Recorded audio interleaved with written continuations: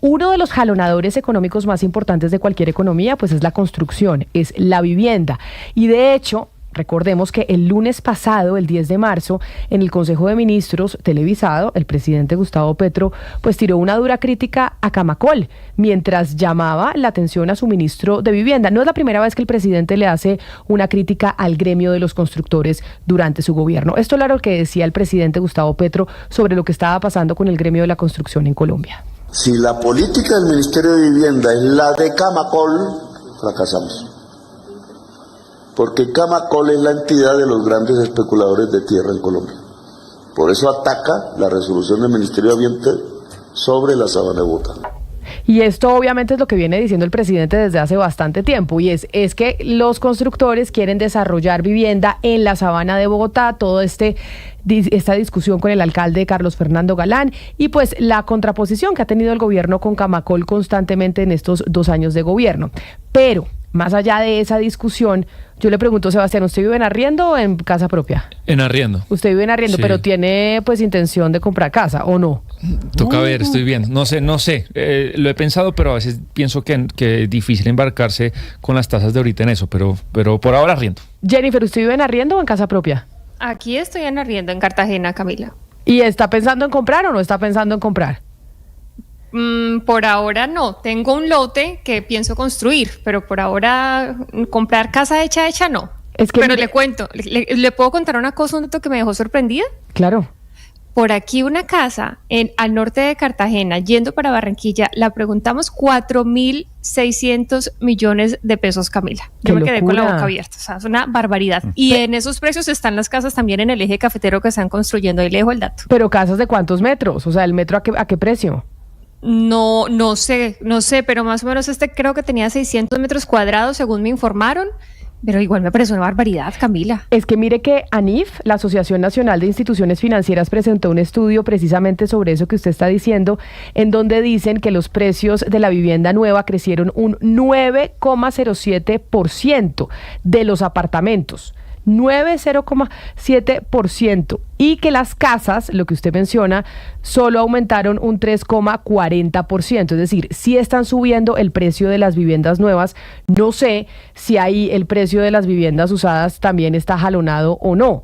Acá nos atiende precisamente José Ignacio López, presidente de ANIF. Señor López, bienvenido, gracias por estar con nosotros. Buenos días, Camila, un gusto estar con ustedes. Este aumento de los precios de la vivienda nueva en Colombia es, porque no tengo un comparativo, digamos, ¿es lo que aumenta normalmente el precio de la vivienda? ¿Es mucho, poco? ¿Esto qué nos dice sobre el mercado inmobiliario?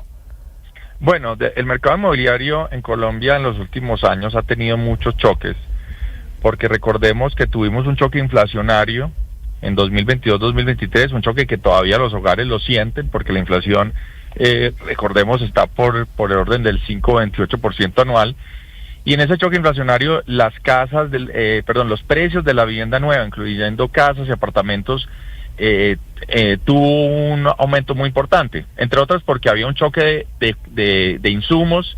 Los insumos para la construcción se habían disparado y eso obviamente se ve reflejado en los precios de esa vivienda nueva.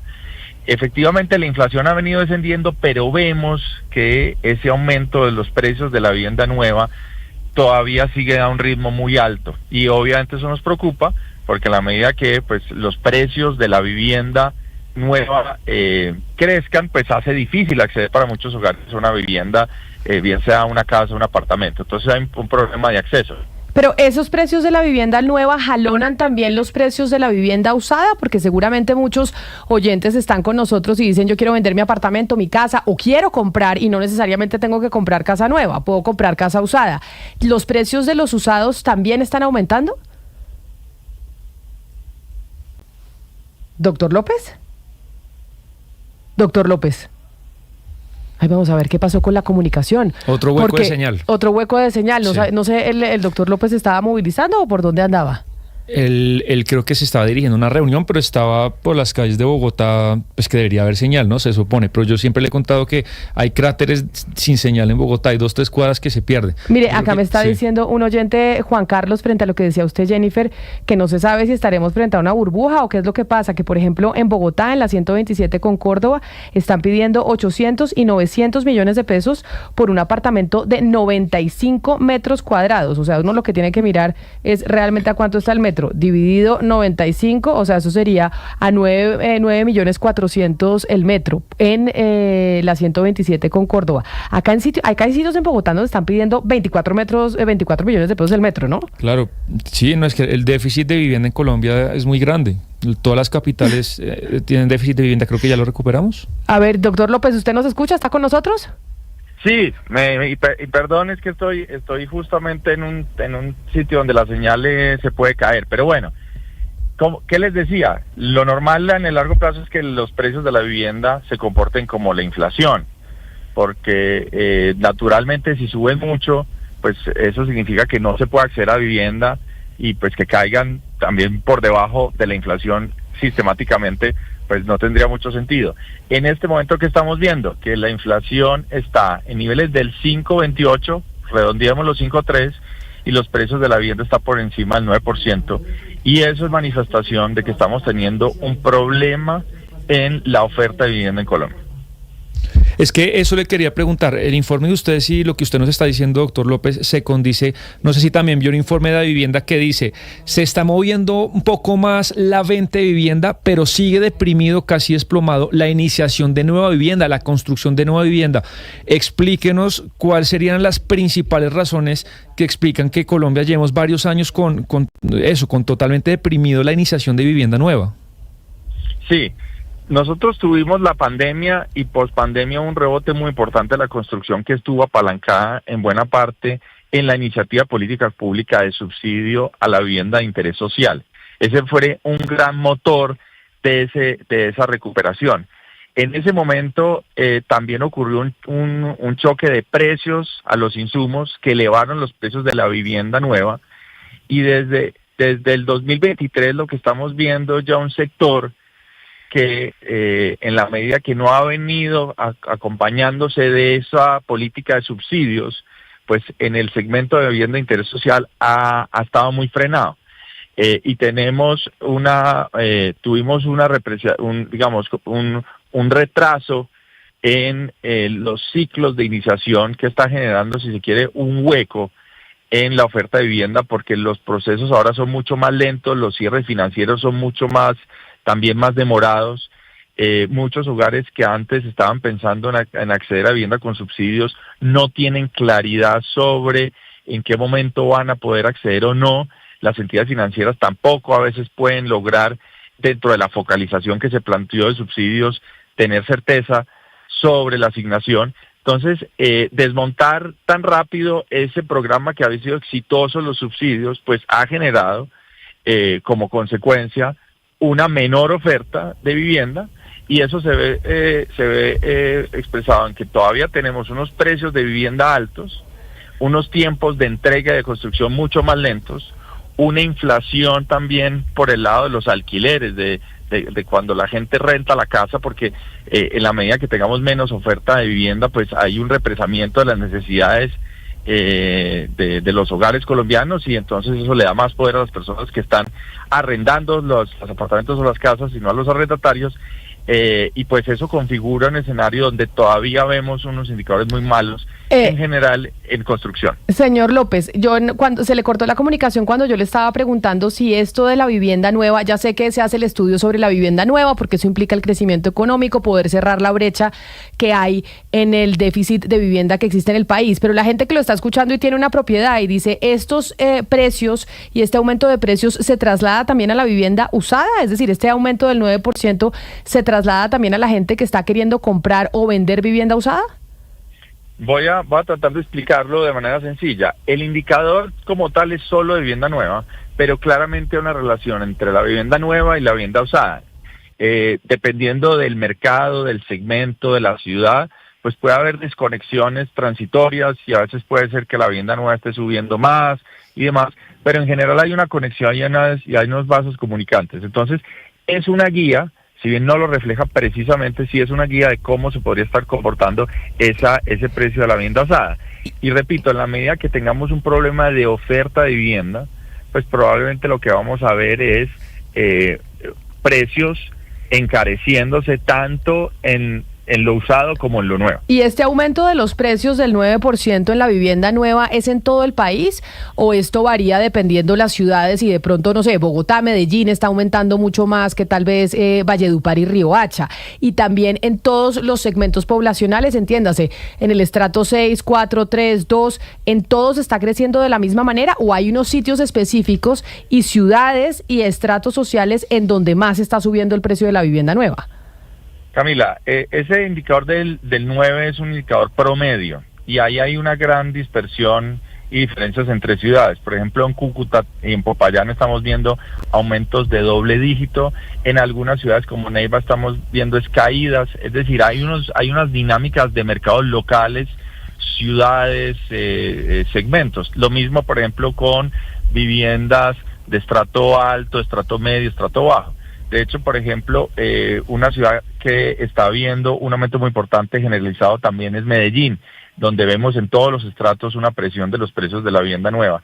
Afortunadamente en Bogotá, probablemente como consecuencia de la política local, a nivel local, estamos viendo en el estrato bajo una caída en los precios de la vivienda nueva, probablemente estimulados o acompañados por los programas de política que está haciendo la alcaldía. Entonces, aquí hay una dispersión enorme y por eso la audiencia puede tener una percepción o datos diferentes dependiendo de qué ciudad está y a qué, qué tipo de vivienda está o comprando o tiene interés.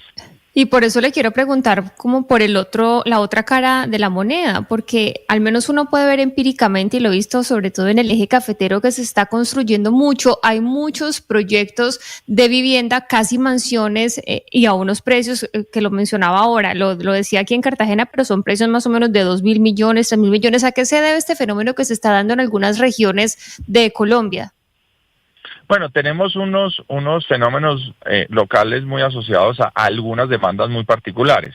Por ejemplo, cuando uno menciona o piensa en la propiedad raíz en Cartagena, por ejemplo, pues Cartagena es una ciudad que tiene unos atractivos no solo nacionales, sino también internacionales, por el tipo de ciudad, por el turismo. Entonces hay unas dinámicas que son muy específicas, por ejemplo, al tema de Cartagena o incluso algunas ciudades de la costa Caribe. También el eje cafetero, por ejemplo, es una región que se está vislumbrando como una región que podría tener un gran potencial, por ejemplo, para la economía plateada, como se llama, y es amenities, servicios para, por ejemplo, para que la gente se jubile o pase una etapa de jubilatoria con muchos beneficios. Entonces hay unas dinámicas locales que no van a estar capturadas por los datos en general, pero lo importante es darse cuenta que a pesar de esas especificidades, donde pues uno ve booms o auges de vivienda, con ciertas características en ciertas partes del país, lo más llamativo y lo que más nos preocupa es que tengamos un aumento persistente de los precios de la vivienda que hagan muy difícil que los colombianos estén accediendo a vivienda y por tanto pues vamos a tener por ahora una inflación persistente asociada a el tema de rentas y alquileres. Hablemos, señor López, de esas dificultades y refirámonos, por ejemplo, a Medellín, que Medellín ni siquiera para alquilar los jóvenes ya pueden porque es tan caro el alquiler por la gentrificación que no les da ni para alquilar ni para comprar. ¿Ustedes tienen datos sobre a qué edad los colombianos están consiguiendo ahora su primera casa? Yo sé que ustedes están concentrados sobre la vivienda nueva, que es muy importante, pero también es importante saber ese parteaguas que es conseguir la primera casa propia en la vida, más o menos a qué hora, en qué momento de la vida lo están consiguiendo los colombianos ahora. Bueno, ahí es una pregunta muy interesante. Los datos no son tan precisos porque en esta encuesta no tenemos exactamente, o en esta fuente de datos no tenemos exactamente, por ejemplo, las transacciones y las características de los compradores. Lo que sí sabemos es que por otros estudios que hemos hecho, que tenemos una generación de jóvenes que está teniendo unos ingresos que están haciendo que se pospongan esas digamos, esas compras. También hay un cambio que se ha estudiado en Colombia y otros países de preferencias. Los jóvenes, por ejemplo, ahora tienen quizás una mentalidad un poquito más pragmática frente a estos temas. Yo escuchaba la encuesta que se hacían ustedes mismos y por ejemplo, algunos de la mesa decían, no, yo estoy en alquiler porque no me parece, porque hago las cuentas. Había otra generación donde, por ejemplo, pues desde el punto de vista desde estatus o de tranquilidad, el tema de comprar y tener una vivienda era muy importante, y eso también ha venido cambiando. Entonces, hay fenómenos de ingresos, hay fenómenos de precios y hay fenómenos de preferencias. Lo que sí nos muestran los datos es que probablemente la gente está adquiriendo vivienda a una edad un poquito superior, pero eso en sí mismo necesitaría quizás un estudio particular. Pues, presidente de ANIF, de la Asociación Nacional de Instituciones Financieras, José Ignacio López, gracias por atendernos sobre este interesante tema, por lo que dicen a Cristina, porque ese es un parteaguas en la vida de cualquier ser humano y es cuando adquieren su primera casa. Y lo que está pasando también con la construcción en Colombia, que es uno de los principales movilizadores de la economía de cualquier país. Así que gracias por haber estado con nosotros. Bueno, un gusto. Feliz resto de mañana. Hasta luego. 10 de la mañana, 58 minutos. Cuando usted preguntaba eso, Ana Cristina, aquí decían fuera de micrófonos Lucas y Sebastián, que son los jóvenes de la mesa. Bueno, Sebastián ya no tanto. Lucas sí, que son los más chiquitos de la mesa, que dicen es que hoy en día es imposible pensar en una casa propia para un joven. Es decir, como que es muy difícil tener la planificación financiera para poder adquirir esa casa. Usted, la primera casa propia que compró, ¿fue a qué edad, Ana Cristina? Fue a los 32 años. Usted a los 32. Mi esposo tenía 34 y yo 32. Pero Camila, también hay que mirar que las aspiraciones son distintas, porque digamos ahora los jóvenes, nosotros a esa edad, pues cuando hacíamos viajes juntos, pues eran viajes que duraban lo que dura un viaje, 15 días, 20 días. Ahora, pues si usted se va a ir a viajar 6 meses, pues es menos probable, y los jóvenes ahora tienen, por ejemplo, hay aspiraciones, ¿cierto? De viajar, les importa más viajar, por ejemplo, que tener casa. Eso pues también el nivel aspiracional de lo que quiere cada joven, cada generación es distinto. Eso entra ahí en juego. Que usted dice, yo compré mi primera casa con mi esposo, yo también. Y lo que pasa es como ahora no se están casando y están solteros, obviamente es mucho más fácil comprar una casa de a dos que comprar una casa solo. O sea, es más fácil en equipo. Es más fácil, claro. Sí, pero eso puede, Ana Cristina pone un punto y esta generación en la que yo ya no estoy, como bien dice Camila, pues tiene intereses diferentes, el mundo ha cambiado, pero también lo que es lapidar, y lo vemos en todo el mundo con las protestas que hay en España, en Inglaterra, es que el precio de la vivienda en comparación con el ingreso de la gente ha subido muchísimo, y un poco creo, Camila, que una parte del éxito, en mi opinión, de los Estados Unidos en el siglo XX hoy en día es que Estados Unidos ha sido una democracia o una economía de mercado de propietarios. 2 de cada 3 norteamericanos, y acá tengo la tasa de propietarios de Estados Unidos, son propietarios de vivienda, el 65% de los norteamericanos. Acá es imposible o es muy difícil por todo lo que nos está diciendo el doctor López, y creo que le hace muy mal al país esta estigmatización que se hace contra los constructores de vivienda, que yo entiendo el tema ambiental y lo separo de acá, que es complejo, que tiene otros matices, y puede haber el tema de la sabana, pero en general esto de contra los constructores, ¿no? Es que si no hay construcción de vivienda, los más perjudicados son los más pobres y los que no tienen vivienda. Por lo que nos dice el doctor López, si no se construye, cada día usted que va a comprar o alquilar una vivienda le va a salir más caro. Es así. Entonces, y que termino, Camila, qué pena, cuando dice el presidente Petro, es que los intereses de Camacoli, bueno, ¿qué importa que una constructora haga plata si hay un buen proyecto que trae nueva oferta y que una familia puede consagrar su sueño? Entonces, pues yo sí estoy muy en contra en esta cruzada contra la construcción de vivienda, que lo único que hace es, creo, alzar los precios de la vivienda. Frente a eso que usted dice, y frente a cuando siempre que hablamos de vivienda, yo les recuerdo a mi abuela, ¿se acuerda? Y se las traigo aquí a colación. Tener casa no es una gran riqueza, pero no tenerla sí es una gran pobreza.